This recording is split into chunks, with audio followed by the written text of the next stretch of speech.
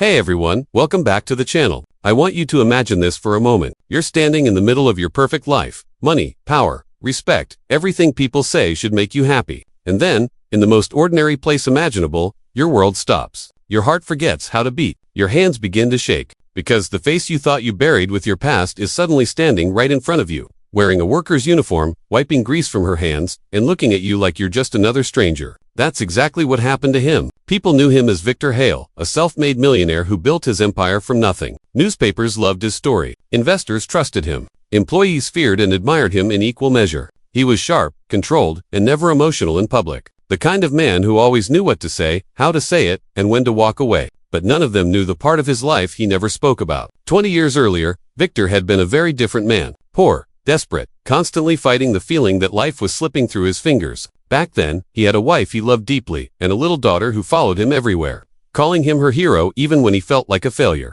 Her name was Lily. She had his eyes. Everyone said that, the same deep-set eyes that looked serious even when she smiled. Victor used to joke that she looked more like him than he did himself. Lily was the light in his darkest days, the reason he kept pushing forward when everything felt impossible. And then, one night, she disappeared. The official story was simple. A house fire, an accident, a tragedy. The police searched, the firefighters searched, the neighbors searched, but Lily was never found. They said the fire was too intense, that sometimes there's nothing left, that it happens. Victor never believed it. For months, he stayed awake at night, replaying that evening again and again. He blamed himself for working late, for not being there, for leaving his family alone. His marriage collapsed under the weight of grief, and his wife eventually left. Unable to live in a house filled with memories of a child who never came back, Victor buried himself in work. That grief turned into ambition, and ambition turned into success. He built companies, bought buildings, expanded across cities. The richer he became, the quieter his past grew, at least on the outside. Inside, Lily never left. He donated to fire safety programs.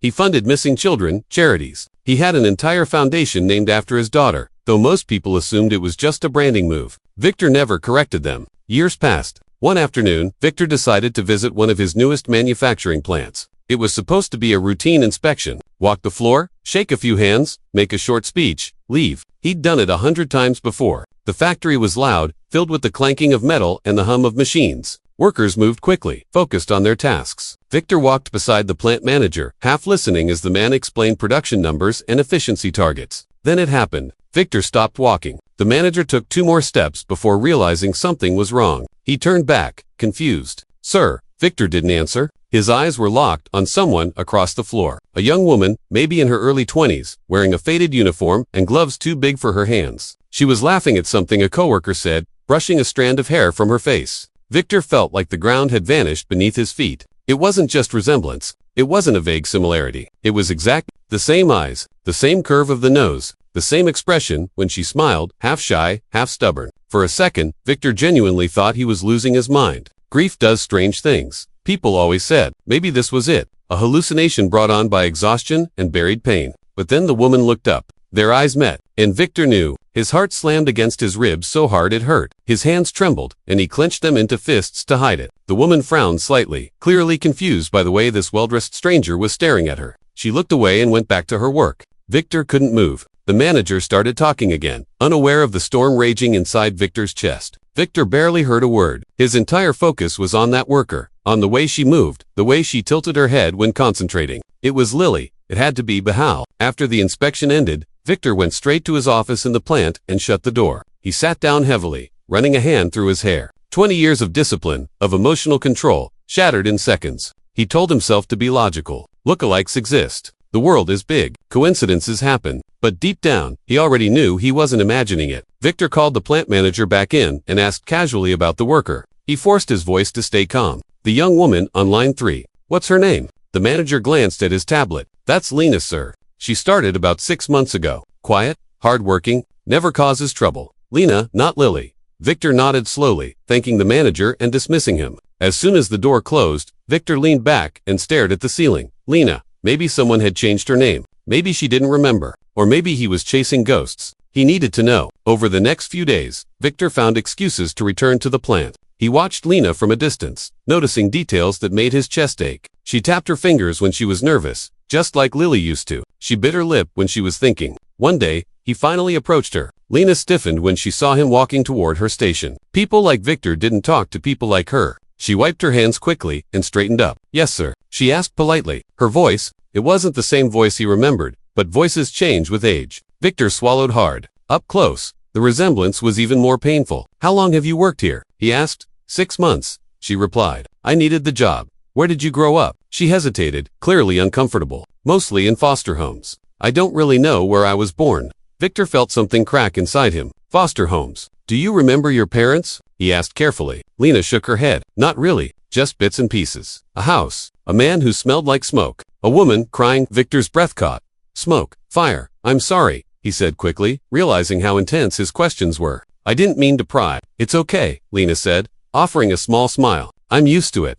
That smile nearly broke him. That night, Victor didn't sleep. He dug through old files, police reports, hospital records. He called contacts he hadn't spoken to in years. He reopened wounds he'd tried to seal shut. Within weeks, the truth began to emerge. The fire had not been as clear-cut as everyone believed. There had been a report of a child found alive nearby, disoriented and injured, taken to a hospital under a temporary name. Records were incomplete, a system error, a rushed transfer to foster care. Lily had survived. She had just never made it back home. When Victor finally had enough evidence, he invited Lena to meet him privately. She was nervous, convinced she was about to lose her job. She sat across from him in a quiet office, hands folded tightly in her lap. "Am I in trouble?" she asked softly. "No," Victor said quickly. "You're not in trouble at all." He took a deep breath. This was the hardest business deal of his life, and there were no numbers to hide behind. "I need to tell you something," he said, "and you don't have to believe me, but you deserve to hear it." Lena listened as Victor told her everything. The fire, the missing child, the years of searching. His voice broke more than once, and he didn't bother hiding it. When he finished, the room was silent.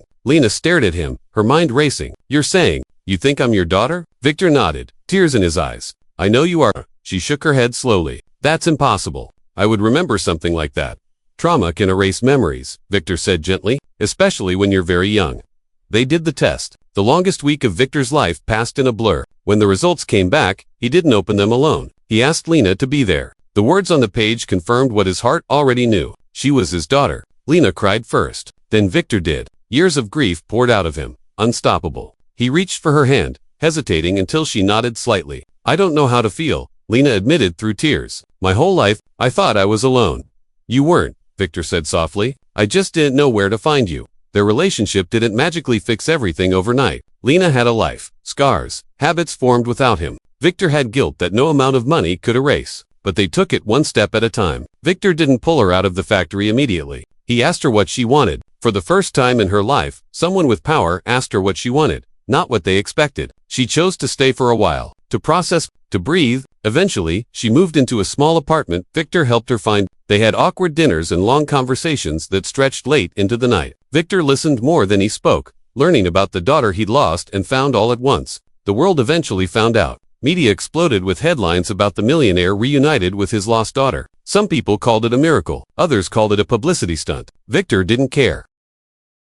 Every morning, when he saw Lena's name light up his phone, when he heard her laugh, when he realized she was real and here and alive, none of the noise mattered. For Lena, life changed too. She learned where her stubbornness came from. She learned that the man she'd thought was just another rich stranger had carried her memory for 2 decades. And sometimes, when Victor watches her walk ahead of him, confident and strong, he remembers that moment on the factory floor. The second, his entire world froze. Not because he was a millionaire, but because, after 20 years of loss, a father finally found his daughter again.